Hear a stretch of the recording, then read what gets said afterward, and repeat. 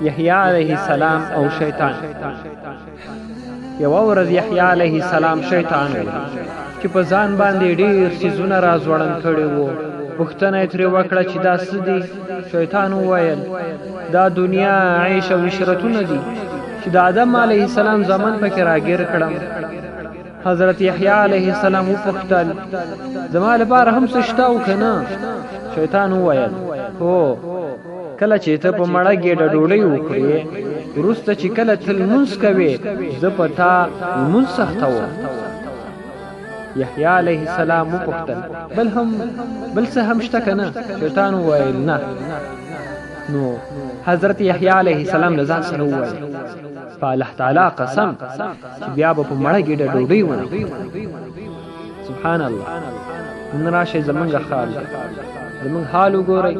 یحیی علیه السلام په مړه ګېډه بیا د هغه نه وروسته ډوډۍ ونه خوړه، خو موږ د وړوکي دوکان، کاروبار، د کرکټ لوبه، فلم کتلو باندې دومره مصروف یو چې فرض مونځ جمع هر سره نه قضا ده.